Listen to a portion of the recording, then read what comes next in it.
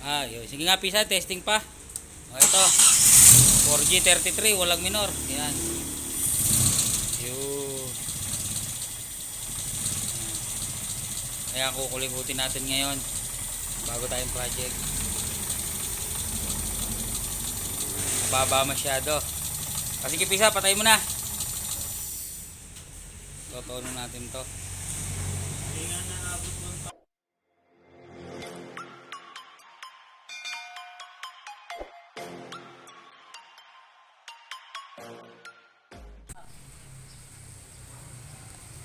Natakbo. Saan yung pindot mo? Na? Sa'yo na? Ayan. Pinaraman tayong ano.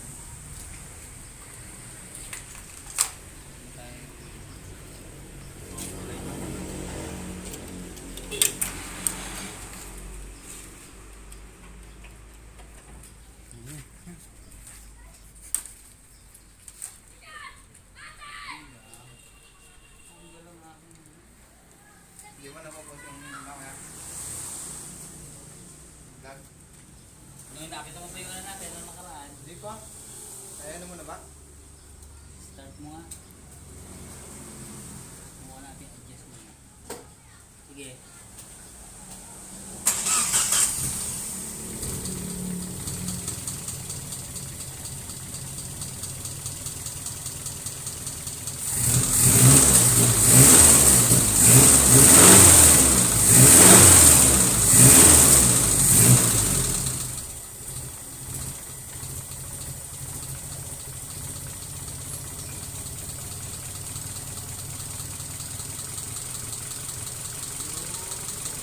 Hangin. Largado hangin mo. Kaya ano.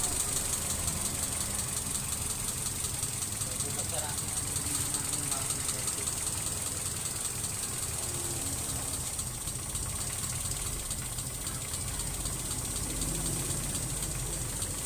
mga bago. Kasi pinama mamaya mo na paano yan. Tingnan natin baka may bago.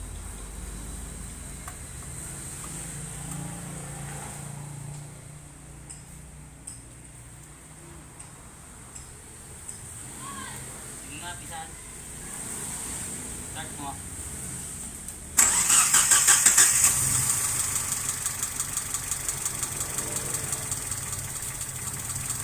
Yun, may maling connection. Hindi ba rin?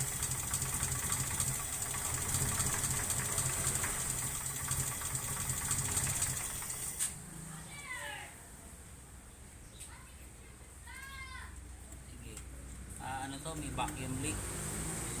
Hanapin muna natin kung saan. Yan, tayo mo muna pisan. So ito, supply to eh. So ang ginawa niya kanina, yung ating nakita ko, ito sa intake manifold dapat ano to, sarado kasi mag-focus ng vacuum leak. So kanina ayaw pumalong nito kasi ito nakalagay dito, hindi naman dapat yun yan. So ito kasi yung sa air cleaner nakakabit to pag nilagay sa ilalim ng air cleaner, yung sa ibabaw ng air cleaner pinapasok mo sa loob. So iba to, itong connection na to. So nangyayari, nagkaroon ng vacuum leak, singaw siya. Kaya kanina pagpasok natin ng pinabit natin yung vacuum pressure gauge dito sa ilalim ng base, hiniram ko muna ito sa thermostatic valve, ayaw pumalo. Ibig sabihin walang vacuum pressure. Pag walang vacuum pressure, hindi makakahigop talaga. Babagsak ang pressure, hindi siya hihigop during idle. Hindi niya higopin yung itong ating gas sa ilalim, sa may base, kasi mababa nga ang pressure. So ayan, ang gagawin na lang natin, babarahan na lang natin yun. Totoo ko muna yung ano, hanapin natin yung pinaka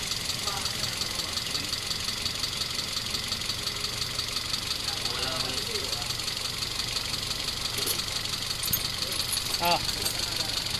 Naga na yan. Napitik lang minsan. Tutunin muna natin itong ating thermic steel screw. Hanapin natin yung pinakamalakas.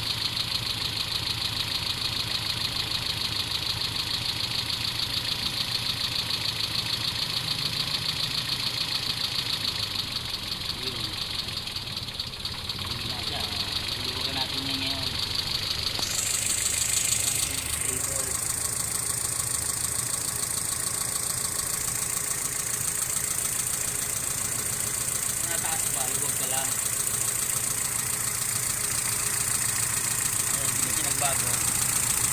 Kami na naman. So, kakabit natin.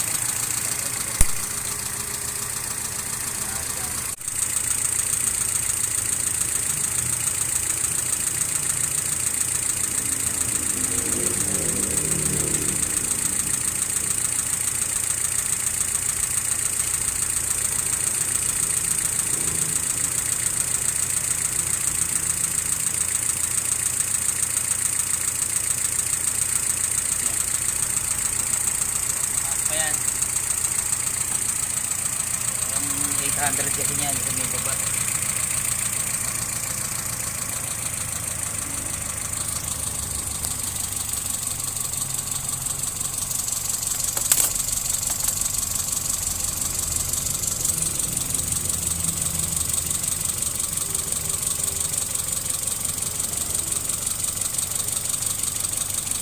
Baba ko.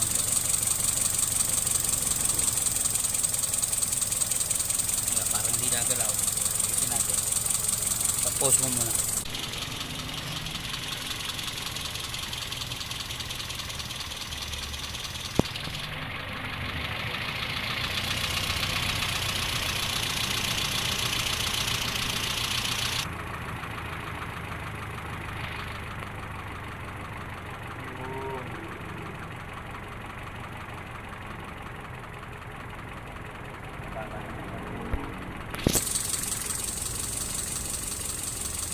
Ayan.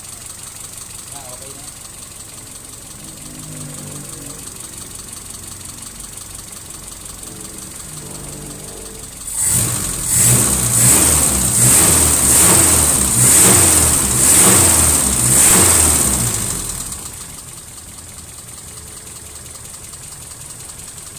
Diba isang kable din sa linya doon? Maglagay ka ng choke pagka kakabit natin yung ito.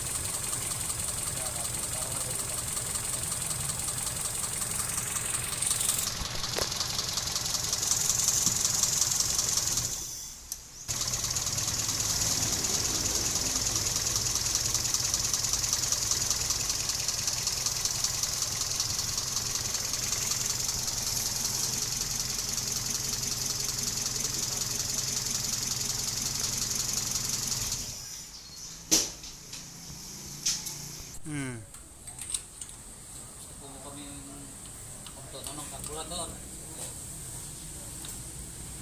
Lilinis naman kami ng spark plug.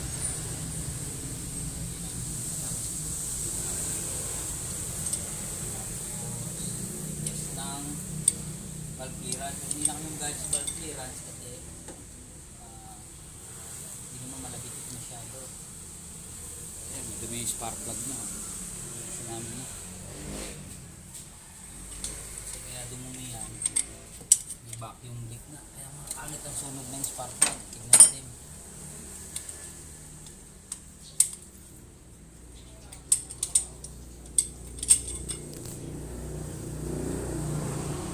Itim lahat, no? Itong.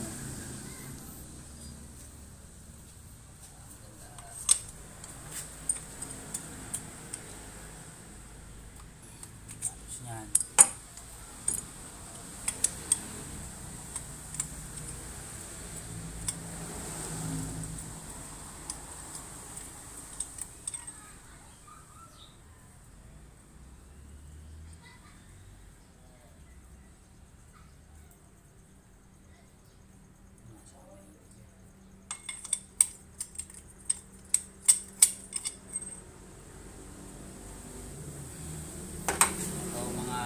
Pa yung dulo na spark plug hinihipitan niya pag kasi minsan nakalas nyo yan lalo na yung sa 4K kasi malalim eh pag minsan ito nakalas nyo naiwan sa loob na gano'n umipit ito sa gilid pumasok doon sa loob ng cylinder head todas top overhaul yan hinihipitan niya para hindi mahulog po sa loob dito sa kasi sisingit kasi sa labas yun kala nyo pit sumingit doon so mahirap na kalasin.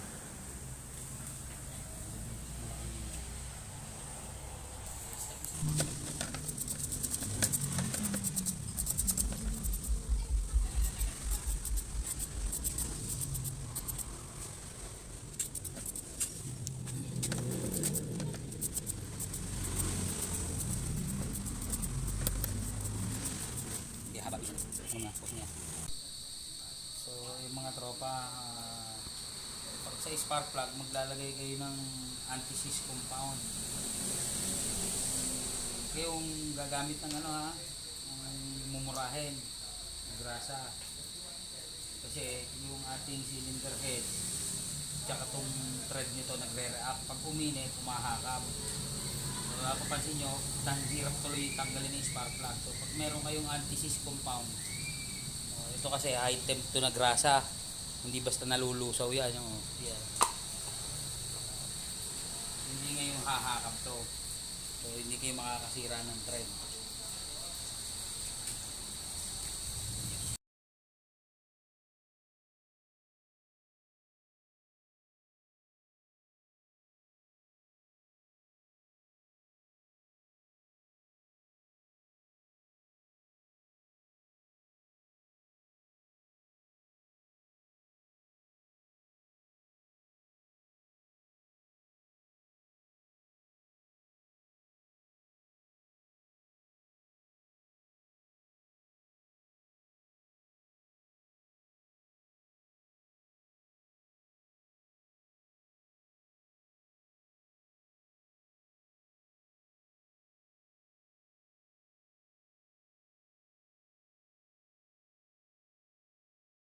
Start nga.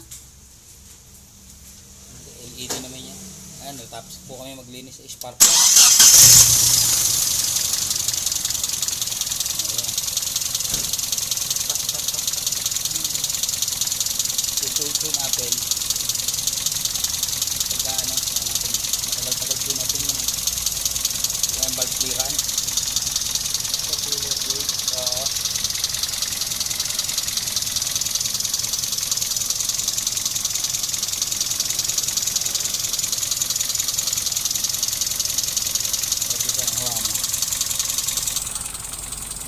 Nakarga ito.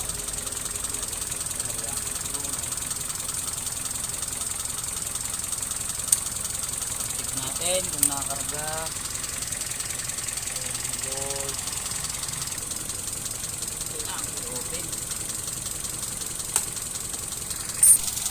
Magta-timing po kami ngayon. Kakapain na lang namin kasi naka-advance yung masyado. Pag advance na advance, yun po. Mataas ang minor. Pag delay, ganyan. Nahina. Hanapin natin yung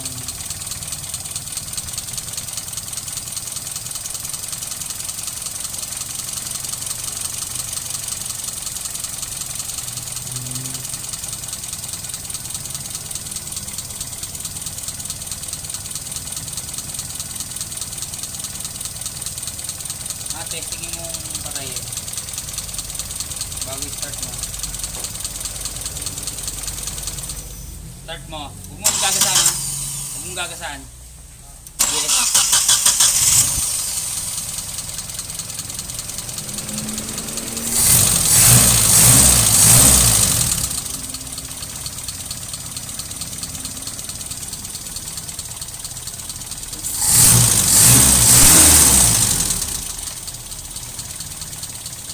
Okay, patayin mo. Start. Huwag mong gagasan ha.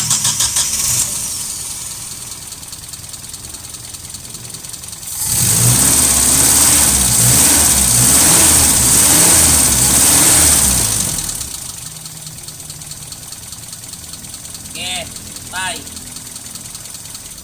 Start.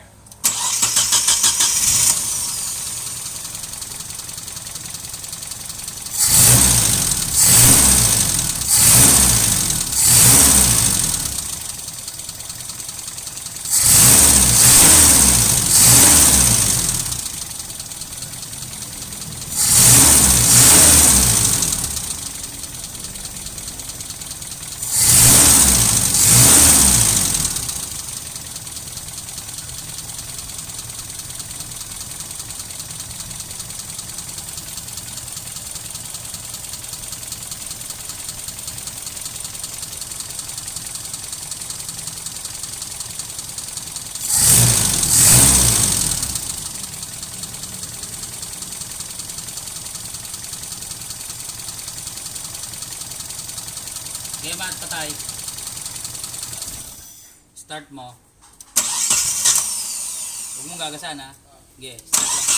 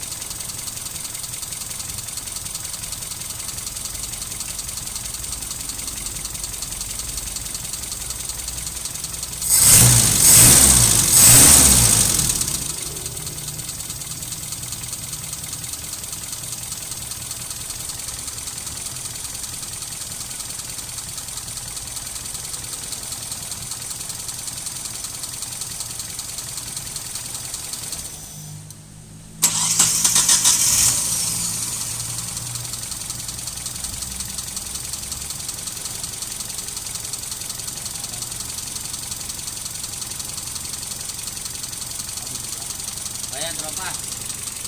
Okay, na kayo ha, wala kaming timing light eh, kaya kinapahan na lang namin. So kanina, wala siyang minor, so naging cause vacuum leak. So, naglinis kami ng spark plug. Yun ang pagpipinot ng gasolina, ng gas engine, tono ng carburetor, set ng ignition timing. So much better kung gagamit kayo mga tropa ng timing light para mas accurate. So kasi nasira yung timing light namin kaya hindi namin nagamit. So kaya naman namin kasi mahalaga, hindi nga masyado malayo, masyado malapit, hindi advance ang timing, hindi masyadong delay, yung tamang timing lang, no? Malalaan nyo naman yung mga tropa, pag in-start nyo, huwag nyo masyado mahaba ang redondo. Pag mahaba ang redondo, hindi sabi advance na advance yun. Pag na-delay naman kayo, one click, ang problema, wala namang hatak. Yun ang, kaya kailangan kaya timing din yung ignition para mas maganda yung sunog niya. Pag hindi ni tropa itiniming ng mga carburetor, so nabagsak siya sa emission. So pag nagka-emission kayo, tumataas po yung carbon niya, kaya na yun yung biging dahilan kung bakit babagsak pa kayo sa emission pag kayo pa rin. So yun ang dapat natin gawin. So engine tune-up, gasolina. Ito naman, sa engine tune-up ng gasolina, sama na natin yung filter. So ito, babaguhin nila ito, malitong kabis eh. Lilipat nila yun doon sa baba, hindi dito yan, galing sa tanke. So bago naman, pag luma, pag nag-tune-up, sabay palit na nito. Yan, air cleaner. So bumili ka ng air cleaner, kaso walang kasamang base. Kaya hindi namin may kakabit niyo, air cleaner. Yan, palit din nyo. Huwag nyo hahayaang ganito yung carburetor kasi makakahigit nyo ng yun lang mga tropa, subscribe and like sa aking YouTube channel, Sir Mac Garage.